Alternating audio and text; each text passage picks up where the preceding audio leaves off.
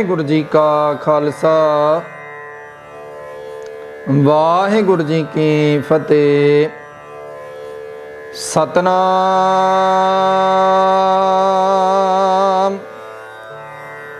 श्री वाहिगुरु साहिब जीओ।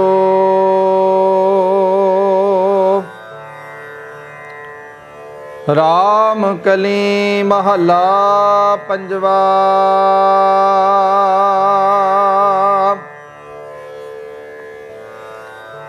त्रै गुण रहत रह निरारी। साधक सिद्ध ना जाने।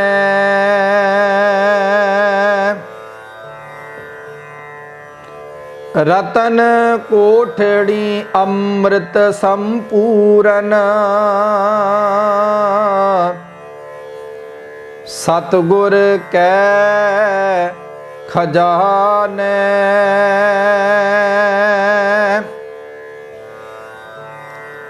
त्रै गुण रहत रह निरारी। साधक सिद्ध ना जाने।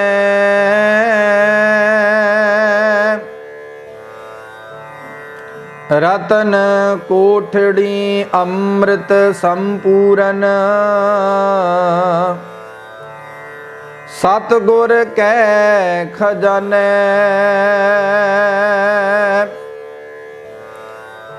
आचरज किछ कहन ना जाई। वास्त अगोचर भाई। रहाव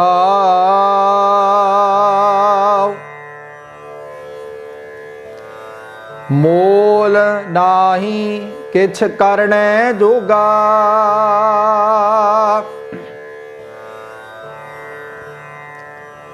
क्या को कह सुनावे।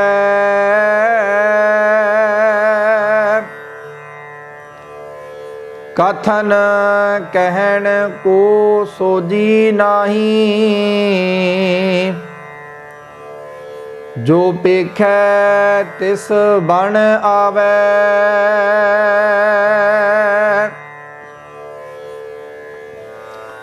सोई जाने करने हारा। कीता क्या बेचारा।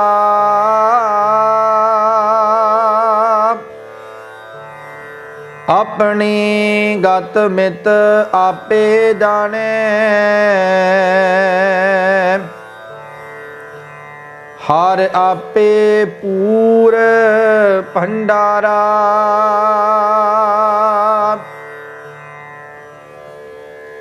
ऐसा रस अमृत मन चाखिया। तृप्त रहे आघाई।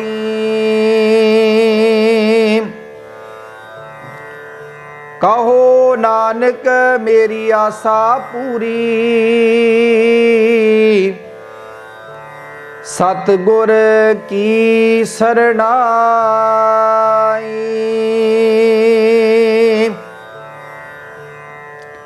ऐसा रस अमृत मन चाखिया। तृप्त रहे आगाई।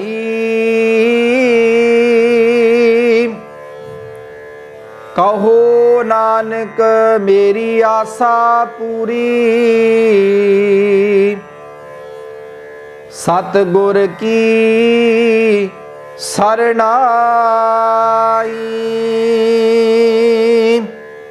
वाहिगुरु जी का खालसा वाहिगुरु जी की फतेह। परम सत्कारयोग गुरु सवारी साध संगत जीओ। आप जी वड्डे भागां वाले हो जो कि आप जी ने अज दे ये अमृत वेले दे पावन अमृत वचन ਧੰਨ ਧੰਨ ਸਾਹਿਬ ਸ੍ਰੀ ਗੁਰੂ ਰਾਮਦਾਸ ਜੀ ਦੇ ਦਰ ਤੋਂ, ਸੱਚਖੰਡ ਸ੍ਰੀ ਦਰਬਾਰ ਸਾਹਿਬ ਅੰਮ੍ਰਿਤਸਰ ਤੋਂ ਸਤਿਗੁਰ ਪਾਤਸ਼ਾਹ ਜੀ ਨੇ ਕਿਰਪਾ ਕੀਤੀ ਹੈ। ਅੰਮ੍ਰਿਤ ਵੇਲੇ ਸੋਹਣੇ ਆਸਣ ਤੇ ਸੋਹਣੇ ਸਿੰਘਾਸਣ ਤੇ ਸੁਭਾਏਮਾਨ ਪ੍ਰਕਾਸ਼ਵਾਨ ਹੋ ਕੇ ਧੰਨ ਧੰਨ ਸਾਹਿਬ ਸ੍ਰੀ ਗੁਰੂ ਗ੍ਰੰਥ ਸਾਹਿਬ ਜੀ ਮਹਾਰਾਜ ਨੇ ਸਮੁੱਚੇ ਸੰਸਾਰ, ਸਮੁੱਚੀ ਕਾਇਨਾਤ, ਸਮੁੱਚੀ ਮਾਨੁਖ ਜਾਤੀ ਦੇ ਲਈ ਸਤਿਗੁਰ ਪਾਤਸ਼ਾਹ ਜੀ ਨੇ ਇਹ ਅੰਮ੍ਰਿਤਮਈ ਬਚਨਾਂ ਦੀ ਦਾਤ ਪਾਵਨ ਮੁਖਵਾਗ ਦੇ ਰੂਪ ਦੇ ਵਿੱਚ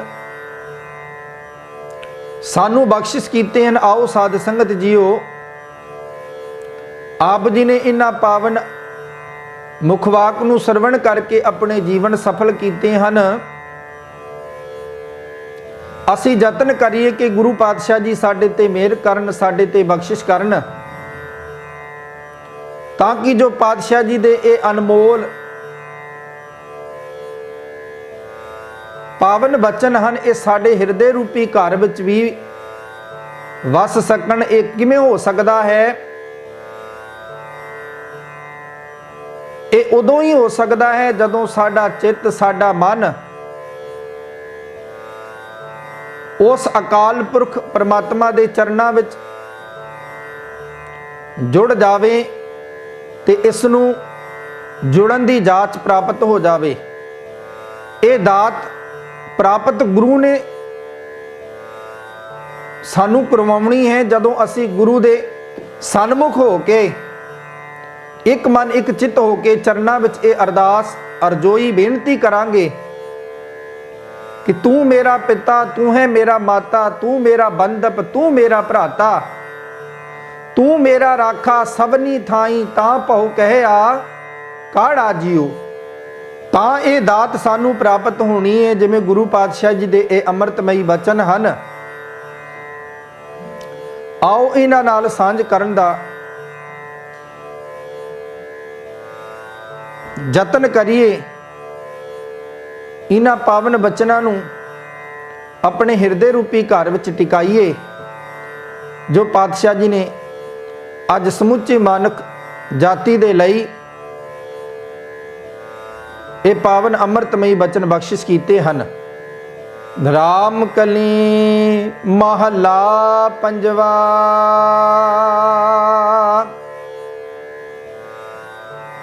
ਤ੍ਰੈ ਗੁਣ ਰਹਿਤ ਰਹਿ ਨਿਰਾਰੀ,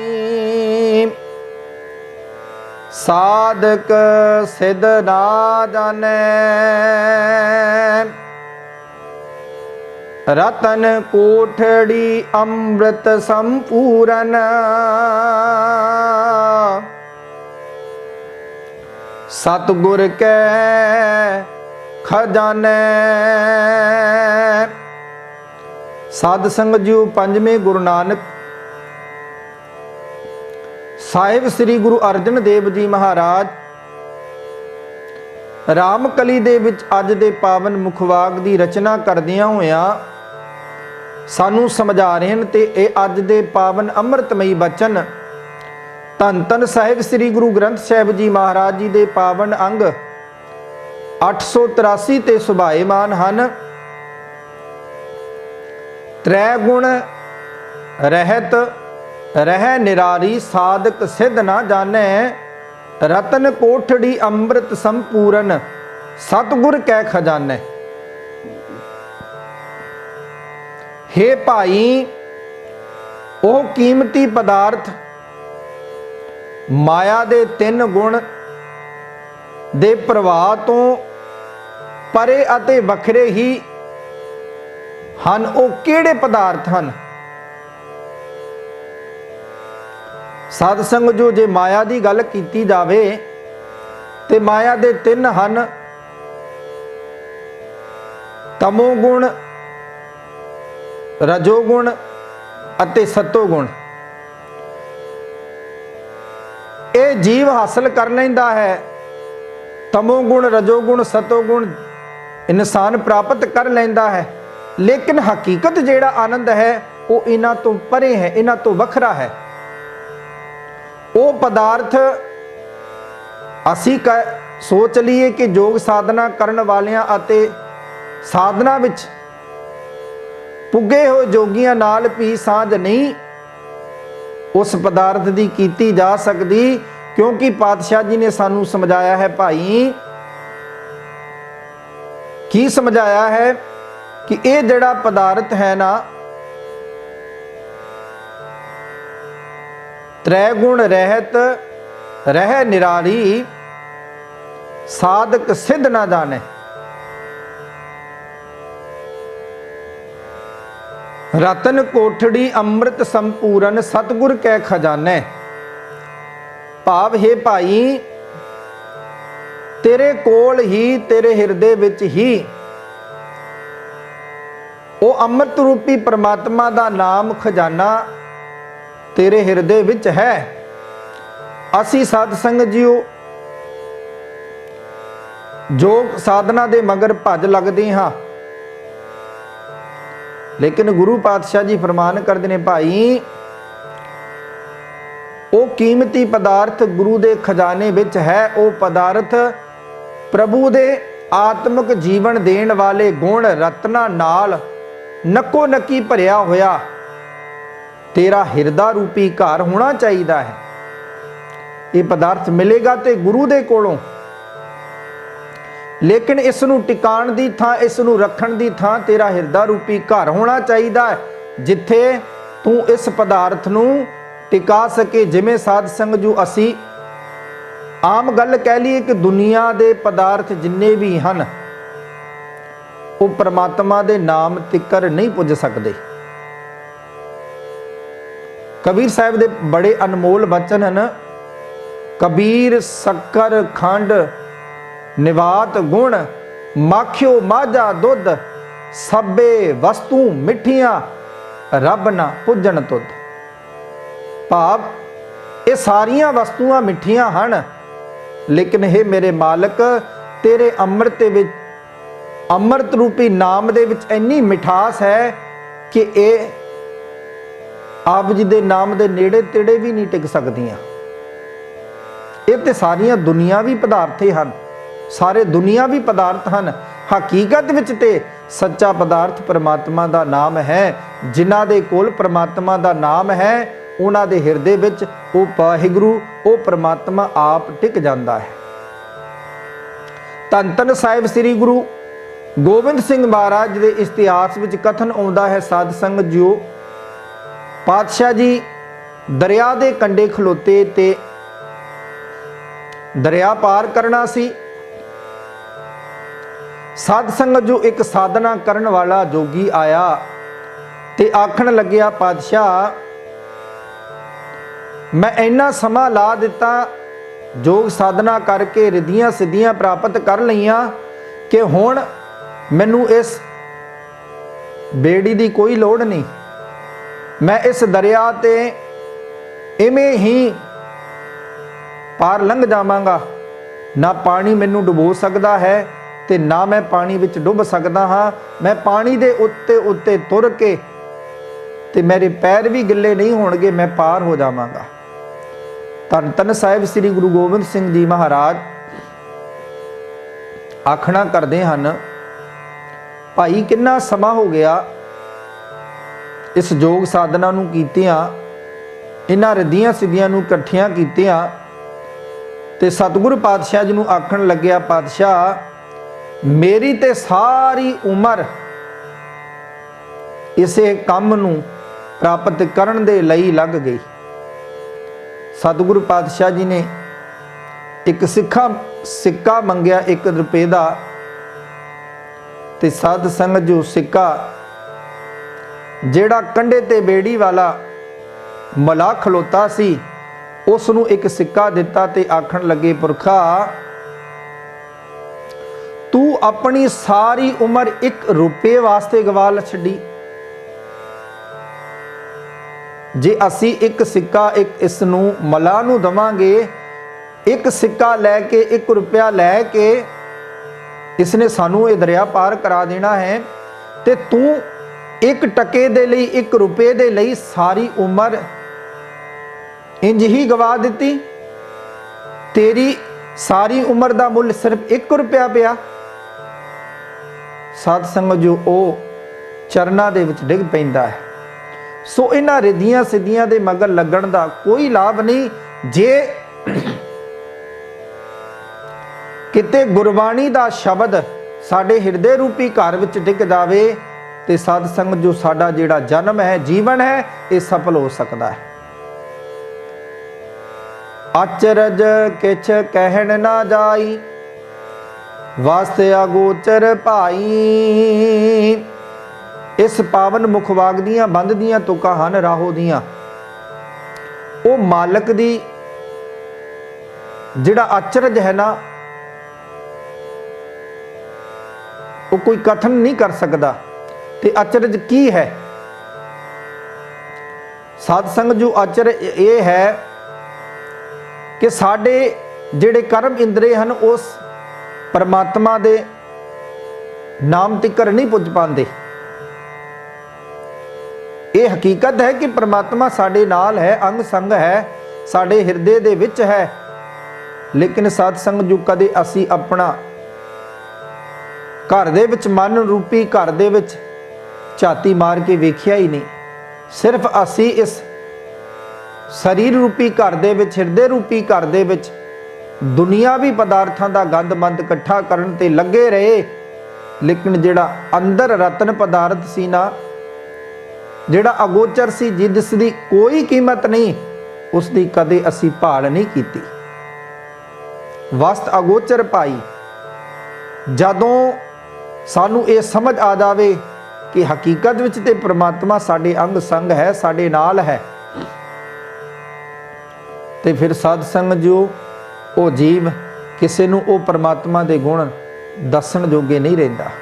ਉਹ ਫਿਰ ਪਰਮਾਤਮਾ ਦੇ ਨਾਮ ਦਾ ਆਨੰਦ ਮਾਣਦਾ ਹੈ। ਰਹਾਓ ਮੋਲ ਨਾਹੀ ਕਿਛ ਕਰਨੇ ਜੋਗਾ, ਕਿਆ ਕੋ ਕਹਿ ਸੁਣਾਵੇ। ਕਥਨ ਕਹਿਣ ਕੋ ਸੋਜੀ ਨਾਹੀ, ਜੋ ਪੇਖੈ ਤਿਸ ਬਣ ਆਵੇ। ਇੱਥੇ ਗੁਰੂ ਪਾਤਸ਼ਾਹ ਜੀ ਨੇ ਸਾਧ ਸੰਗਤ ਜੋ ਬੜਾ ਹੀ ਸਵੱਛ ਢੰਗ ਦੇ ਨਾਲ ਸਾਨੂੰ ਸਮਝਾਇਆ ਹੈ। ਉਸ ਦਾ ਕੋਈ ਮੁੱਲ ਨਹੀਂ ਪਾ ਸਕਦਾ। ਹੈ ਭਾਈ, ਉਸ ਨਾਮ ਵਸਤੂ ਦਾ ਮੁੱਲ ਕੋਈ ਵੀ ਜੀਵ ਨਹੀਂ ਪਾ ਸਕਦਾ। ਕੋਈ ਵੀ ਜੀਵ ਉਸ ਦਾ ਮੁੱਲ ਕਹਿ ਨਹੀਂ ਸਕਦਾ, ਦੱਸ ਨਹੀਂ ਸਕਦਾ। ਉਸ ਕੀਮਤੀ ਪਦਾਰਥ ਦੀਆਂ ਸਿਫਤਾਂ ਦੱਸਣ ਵਾਸਤੇ ਕਿਸੇ ਦੀ ਵੀ ਅਕਲ ਕੰਮ ਨਹੀਂ ਕਰ ਸਕਦੀ। ਹਾਂ, ਜਿਹੜਾ ਮਨੁੱਖ, ਪਾਤਸ਼ਾਹ ਜੀ ਫਰਮਾਨ ਕਰਦੇ ਨੇ, ਭਾਈ ਜਿਹੜਾ ਮਨੁੱਖ ਉਸ ਵਸਤੂ ਨੂੰ ਵੇਖ ਲੈਂਦਾ ਹੈ, ਉਸ ਦਾ ਉਸ ਨਾਲ ਪਿਆਰ ਹਮੇਸ਼ਾ ਹਮੇਸ਼ਾ ਲਈ ਬਣ ਜਾਂਦਾ ਹੈ। ਉਹ ਪ੍ਰਭੂ ਦਾ ਹੋ ਜਾਂਦਾ ਹੈ ਤੇ ਪ੍ਰਭੂ ਉਸ ਦਾ ਹੋ ਜਾਂਦਾ ਹੈ। ਸੋ ਸਾਧ ਸੰਗਤ ਜੋ ਗੁਰੂ ਪਾਤਸ਼ਾਹ ਜੀ ਵੀ ਤੇ ਇਹੀ ਫਰਮਾਨ ਕਰਦੇ ਹਨ, ਭਾਈ ਜਾ ਤੇ ਤੂੰ ਮਾਲਕ ਦਾ ਬਣ ਜਾ, ਤੇ ਜਾ ਮਾਲਕ ਨੂੰ ਆਪਣਾ ਬਣਾ ਲੈ। ਫਿਰ ਤੈਨੂੰ ਇਸ ਮਾਤ ਲੋਕ ਦੇ ਵਿੱਚ ਕਿਸੇ ਚੀਜ਼ ਦਾ ਭੈ, ਨਾ ਜਮਾ ਦਾ ਤੇ ਮਾਇਆ ਦਾ, ਕਿਸੇ ਦਾ ਵੀ ਭੈ ਤੇਰੇ ਹਿਰਦੇ ਵਿੱਚ ਨਹੀਂ ਟਿਕ ਸਕਦਾ। ਸੋਈ ਜਾਣੈ ਕਰਨੇ ਹਾਰਾ, ਕੀਤਾ ਕਿਆ ਵਿਚਾਰਾ। ਆਪਣੀ ਗਤ ਮਿਤ ਆਪੇ ਜਾਣੈ, ਹਰਿ ਆਪੇ ਪੂਰ ਭੰਡਾਰਾ। ਸੋਈ ਜਾਣੈ ਕਰਨੇ ਹਾਰਾ, ਕੀਤਾ ਕਿਆ ਵਿਚਾਰਾ। ਆਪਣੀ ਗਤ ਮਿਤ ਆਪੇ ਜਾਣੈ, ਹਰ ਆਪੇ ਪੂਰ ਭੰਡਾਰਾ। ਸਾਧ ਸੰਗਤ ਜੀਓ, ਸਤਿਗੁਰ ਪਾਤਸ਼ਾਹ ਜੀ ਨੇ ਬੜਾ ਸੁੰਦਰ ਫਰਮਾਨ ਕੀਤਾ ਹੈ, ਭਾਈ ਜਿਸ ਸਿਰਜਣਹਾਰ ਨੇ ਉਹ ਪਦਾਰਥ ਬਣਾਇਆ ਹੈ, ਉਸ ਦਾ ਮੋਲ ਉਹ ਆਪ ਹੀ ਜਾਣਦਾ ਹੈ, ਹੋਰ ਉਸ ਦਾ ਕੋਈ ਮੁੱਲ ਨਹੀਂ ਸਮਝ ਸਕਦਾ। ਉਸ ਦੇ ਪੈਦਾ ਕੀਤੇ ਹੋਏ ਜੀਵਾਂ ਵਿੱਚ ਅਜੇ ਹੀ ਸਮਰਥਾ ਨਹੀਂ प्रभु आप ही उस कीमती पदार्थ नाल भरे हुए खजानियां दा आप ही ओ मेरा मालिक है अते ओ आप किहो जिहा है अते किड्डा वड्डा इस गल ओ आप ही जानदा है। सिर्फ इस गल नूं ओ आप परमात्मा ही समझ सकदा है। जे असी सोच लईए साडियां ਵੱਡੀਆਂ ਵੱਡੀਆਂ ਕਹਿਣ ਦੇ ਨਾਲ ਪਾਤਸ਼ਾਹ ਜੀ ਦੇ ਅੰਮ੍ਰਿਤਮਈ ਬਚਨ ਹਨ, ਸੁਣ ਵੱਡਾ ਆਖੈ ਸਭ ਕੋਏ, ਕੇਵਡ ਵੱਡਾ ਡੀਠਾ ਹੋਏ, ਕੀਮਤ ਪਾਏ ਨਾ ਕਹਿਆ ਜਾਏ, ਕਹਿਣੇ ਵਾਲੇ ਤੇਰੇ ਰਹੇ ਸਮਾਏ।